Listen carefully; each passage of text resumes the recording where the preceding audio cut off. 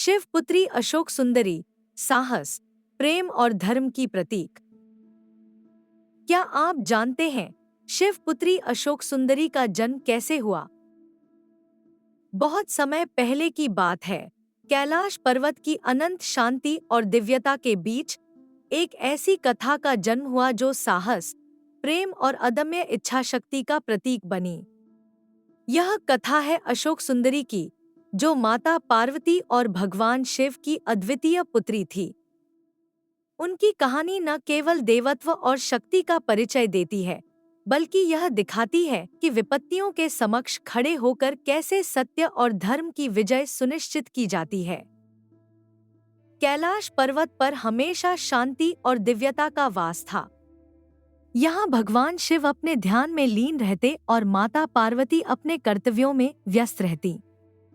लेकिन इस दिव्य वातावरण के बीच माता पार्वती के मन में एक खालीपन था। शिवजी का ध्यान और उनकी जिम्मेदारियां कभी-कभी माता पार्वती को अकेलेपन का एहसास कराती थी। उन्होंने अपनी पुत्री की चाहत को भगवान शिव के सामने व्यक्त किया। शिवजी ने कहा, पार्वती, तुम्हारी यह इच्छा पूरी होगी। कल्पवृक्ष के पास जाओ और अपनी मनोकामना प्रकट करो। माता पार्वती कल्पवृक्ष के पास गईं और अपने हृदय की गहन प्रार्थना की। वृक्ष ने उनकी प्रार्थना को सुना और अपनी दिव्य शक्तियों से एक अद्भुत सुंदर कन्या प्रकट की। पार्वती ने उस कन्या को अपनी गोद में लिया और उसका नाम रखा अशोक सुंदरी, जिसका अर्थ है शोक को हरने वाली।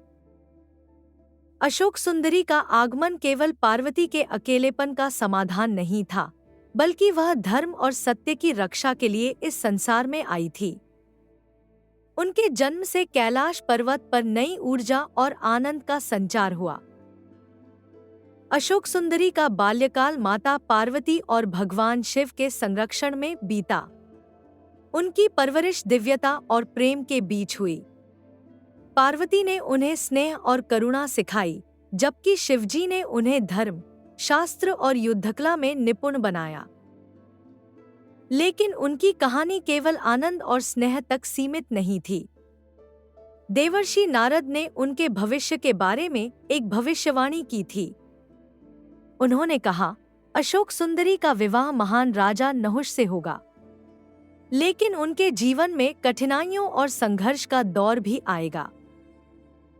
नारद मुनि की यह बात क्रूर असुर हुंड ने भी सुनी। हुंड अपने बल और छल के लिए जाना जाता था। उसने एक चालाक योजना बनाई और अशोक सुंदरी का अपहरण कर लिया। हुंड ने अशोक सुंदरी को अपने महल में बंद कर दिया और उसे धमकाया, तुम मेरी पत्नी बनो और मेरी शक्ति का हिस्सा बनो। तुम्हारे पास कोई और विकल्प नहीं है। लेकिन अशोक सुंदरी ने साहस दिखाया। उन्होंने कहा, तुम्हारा अधर्म तुम्हारे अंत का कारण बनेगा। मैं कभी तुम्हारी बात नहीं मानूंगी। उन्होंने अपने दिव्य ज्ञान और शक्ति का उपयोग करके हुंड के महल में उपद्रव मचा दिया। उधर राजा नहुष, जो धर्म और पराक्रम के प्रतीक थे, ने अशोक सुंदरी के अपहरण की खबर सुनी। वह अपनी सेना के साथ हुंड के महल की ओर बढ़े। नहुष ने अपने पराक्रम और चतुराई से हुंड की सेना को पराजित कर दिया। अंततः उन्होंने हुंड का वध किया और अशोक सुंदरी को मुक्त कराया। हुंड के पराजय के बाद अशोक सुंदरी और नहुष का विवाह धूमधाम से संपन्न हुआ। यह विवाह देवताओं और ऋषियों के आशीर्वाद से हुआ। नहुष ने अशोक सुंदरी के साथ मिलकर धर्म और न्याय का पालन किया। उनका जीवन प्रेम, शांति और सौहार्द का उदाहरण बन गया। विवाह के बाद अशोक सुंदरी और नहुष ने अपने राज्य में एक नई शुरुआत की।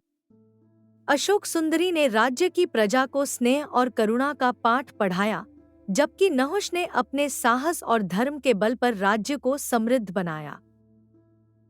एक दिन देवताओं ने नहुष को इंद्र का पद देने का प्रस्ताव रखा। नहुष ने यह सम्मान स्वीकार किया और अशोक सुंदरी के साथ स्वर्गलोक में पहुंचे। वहां उन्होंने धर्म और सत्य का प्रसार किया। अशोक सुंदरी का जीवन एक दिव्य प्रेरणा के रूप में उभरा। उनकी कहानी ने यह सिखाया कि सच्चा साहस और प्रेम हर कठिनाई पर विजय प्राप्त कर सकता है। इस प्रकार अशोक सुंदरी और नहुष ने अपने प्रेम, साहस और धर्म के साथ एक स्वर्णिम युग की शुरुआत की, जहां शांति और समृद्धि का राज था। ऐसे ही कहानियां देखने के लिए प्लीज सब्सक्राइब करिए मेरा चैनल ट्विंकल स्टोरीज हिंदी।